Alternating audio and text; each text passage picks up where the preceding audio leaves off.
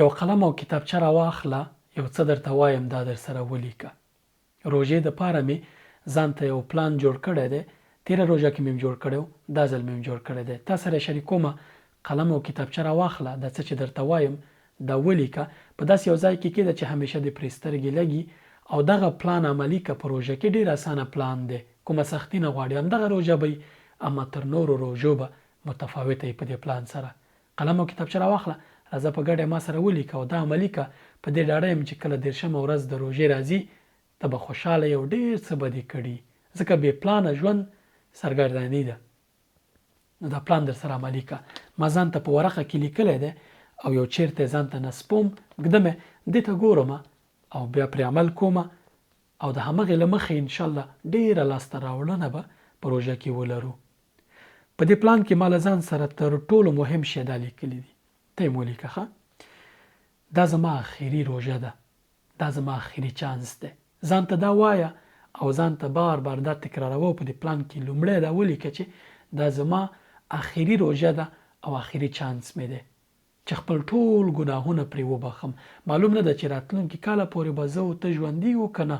قسمت څه وخت لیکل شوی چې له دې دنیا ځو الله ته معلوم دی. نو د همدې دپاره پخوا وخت کې به صحابه او نورو نیکو انسانانو دا عادت درلود چې روزانه به ځان سره حساب کوو. داسې فکر به کوو چې نن د دوی وروستۍ ورځ ده، ما ته خو د میاشتې خبره کوو. نو دا ستا اخري میاشت ده. ډېرې نه اوږدوم، لنډ درته وایم، ته یې لیکه ځان سره. دویم پلان، دویم شی چې ما لیکلی دی هغه دا دی چې دې روژه کې زه خپل ټول ګناهونه د الله پاک په فضل او کرم سره پاکوم. دا روژه زما دپاره داسې فرصت دی چې خپل ټول ګناهونه باید زه پاک کړم. تېر ګناهونه چې څه ما کړي دي دا فرصت دی، تېری فرصت الله پاک ما ته راکړی. تر دې دمه چې زه ژوندی پرېښیم دا د الله پاک فضل او کرم دی په ما. نو همدې فرصت نه استفاده کوم چې خپل ګناهونه ټول وبخم. دا یې دویمو. درېیمې دا ده چې دې روژه کې زه د قرآن کریم د یو ختم ترڅنګ چې قرآن کریم عادتا زه لولم ترڅنګ یو صورت ټاکمه چې هر صورت ستاسې خوښي تاسې یې وټاکئ او هغه له معنا سره زده کومه چې هر صورت دی انک الحمدلله یې دغه صورت په دې میاشت کې وټاکه او ځان ته دا ووایه چې د دې معنا زده کومه. ترڅنګ یې که د لمونځ ترجمه او ژباړه یا معنا دې نه زده دا زده که. ځکه موږ روزانه 15 دفعې الله پاک په مقابل کې درېږو، الله پاک سره مکالمه کوو. که چېرته زموږ دغه مکالمه یا دغه خبرې چې الله پاک سره کوو یا دا څه چې وایو زده نه وي نو د دې ګټه څه ده؟ فایده یې څه ده؟ نو همدې دپاره زه په دې روژه کې وخت ورکومه د لمونځ ترجمه او ژباړو معنا زده کومه. دا به زما هدف وي. څلورم، د چا غیبت نه کوم په دې روژه کې. خوله تړمه، شکایت نه کومه ډېر د چا نه، کینه نه کومه، دروغ نه وایم، سپکې خبرې پرېږدمه، کنځه سپکې خبرې دا زه پرېږدمه. پوهېږې ولې؟ ځکه چې حدیث شریف کې رسول الله صلی الله علیه وسلم فرمایي وایي چې څوک که چېرته د روژه کې د قول و زور نه یعنې غیبت، کینې، د هر څه ناوړه خبرو نه ځان ونه ساتي، الله پاک دې ته ضرورت نه لري چې دی د خپله خوله وتړي له خوراک او څښاک څخه. یعنې دغه خوراک او څښاک بندول ته نه ګټه نه کوي. باید موږ بدې خبرو نه روژه شو، بدو کلماتو نه، کنځاو نه، غیبت نه، سپکو سپورو نه هم باید موږ روژه شو او په بدل کې د الله پاک تسبیح، ذکر او اذکار ووایو. پنځمې، د موسیقي په ځای قرآن کریم اورم د روژه کې. نور شیان پرېږدم، درسي که نور شی نه دا پرېږدم، تنها قرآن اورم. د تلاوت ترڅنګ قرآن اورم. که ته موسیقي اورې یا نور شی نه اورې ټول پرېږده. روژه د قرآن میاشت ده، فقط تلاوت اوره. کوم قاریان چې ستا خوښېږي تلاوتونه یوټیوب نه راواخله یا نورو ځایونو نه بس اورئ، قرآن ته نه اوره. دې سره به دې څو ګټې کړي. یو به د قرآن ښه ذهن کې کیني، کله چې بیا لولې لکه زده چې دي او تجوید او احکام به هم در سره ذهن کې کیني. او بل دا چې دا وخت به دې د قرآن سره تېرېږي ځکه دا د قرآن میاشت ده. سوشل میډیا نه کاروم. تر ممکنه حده پورې سوشل میډیا نه لرې شه. که مخکې دې تمام ور سکرولینګ کوو، ویډیوګانې دې کتلې، دې روژه کې یوازې د روژه کې حداقل سوشل میډیا پرېږده او یا مثبت شی نه پکې ګوره. یوټیوب ته ځه او دیني بیان ګوره یا نور شی نه ګوره. حداقل سوشل میډیا روژه کې لرې که. که یې ګوري بیا هم بیانونه، اسلامي برنامې او دا پکې اوره.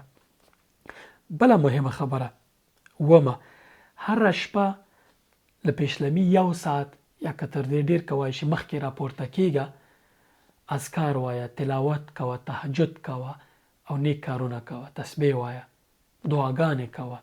دغه وخت ډېر قیمتي وخت دی، د تهجد وخت دی. که ناڅاپه د قدر شپې سره تصادفاً برابره شوه دغه شپه او تا پکې دا کارونه کړي وو، ته به زر میاشتې هره شپه ته دغه عبادت کړی، دومره ثواب لري. نو هره شپه بیا هغې راپاڅېږي سحري ته، له هغې مخکې راپورته کېږه، سحري ته حتما راپاڅېږه، ځکه چې په سحري کې برکت دی. پیغمبر صلی الله علیه وسلم فرمایي بورک لامتی فی بکورها، زما امت دپاره سهار وخت مبارک شوی دی. دا ځانګړی وخت دی، ورځ کې به در سره ډېر کومک کوي چې ته سحري وکړې یا پشلمی وکړې. ورپسې اتم، هر لمونځ نه پس 4 پاڼې قرآن کریم وایه. که دا ته کوې روژې کې به د یو ختم دا هم کړی، که نور ختمونه کوي دا به د اضافه ختم وي. هر لمانځه پسې وروسته 4 پاڼې لوله، میاشت اخر کې به د انشاءالله قرآن ختم کړی. او بل ورپسې د صدقې لپاره یوه ځانګړې بودیجه وټاکه. نه هم دا ده چې صدقې دپاره یو ځانګړې بودیجه وټاکه. هر ماښام چې کېدو اذان کوو چې وتلې، یا هر ماښام صدقې نه لږه لږه ورکوه. مثلا د میاشتې کې ډېر نشي کولی 3000 روپۍ صدقه دپاره وټاکه، افغانۍ که هر څه دې وس کېږي، 100 روپۍ د ورځې ورکوه. بعد د ماښامه که چېرته دا صدقه ورکړې وه، دا د قدر شپه وه تصادف، بیا نو په دې پوه شه چې تا به 1000 میاشتې هره ورځ یا هره شپه صدقه ورکړي، نو د دې بیا اجر او حساب ته وکړه. لسم دا چې دا عبادتونه ټول په دې نیت هره شپه کوه چې د قدر شپه ده. دا ټول عبادتونه چې د کول هره شپه په دې نیت باندې دا عبادتونه کوه، هره ورځ ټول چې روژه ده، په روژه کې بیا د قدر شپه ده. که تصادف د قدر شپه برابره شوله، په دې مطمئن واوسه چې ته نو په نیکیو کې ټریلیونر یې، میلیاردر خو لا پرېږده. او بله خبره دا چې د صحیح البخاري اپلیکیشن موږ جوړ کړی دی، هغه ډاونلوډ که او روزانه یو حدیث زده کوه. که ډېر د کوای شو ښه ده، که نه د صحیح بخاري له اپلیکیشنه یو حدیث زده کوه. په روژه کې د روژه اخیره پورې به د 30 حدیث زده، یا که دې ډېر کړل نو حساب یې ستا دی. دغه پلان عملي که چې ما لیکلی ځان ته، او زه ځان ته نصبوم، زه یې عملي کوم، ته یې هم عملي که. انشاءالله چې دا روژه به دې متفاوته یي تر نورو روژو، او ډېر کار به دې پکې کړی. کوچنۍ شیبې مهمې ګڼه د عبادت لپاره. ذکر او اذکار کوه، او همیشه د الله پاک تسبیح یادوه. روژه طلایي چانس دی، بدبخته به هغه انسان چې دا چانس له لاسه ورکړي. ما ته هم پکې دعا کوئ، الله پاک دې موږ او تاسو ته توفیق راکړي چې دغه روژه تر نورو متفاوته روژه ونیسو، ښه یې ونیسو، ټوله خوله پکې تویه کړو چې الله پاک له ځانه راضي کړو، چې کله اختر راځي الله پاک راضي شوی. او هغه کسان چې په لمانځه کې سستي یا نورو کارونو کې دغه روژه کې ځان باندې ډېر کار وکړئ، چې 10 ورځې تاسو یو کار وکړئ دا عادت کېږي، ټول عمر دپاره به انشاءالله نیکان یاستئ. السلام علیکم ورحمة الله وبرکاته.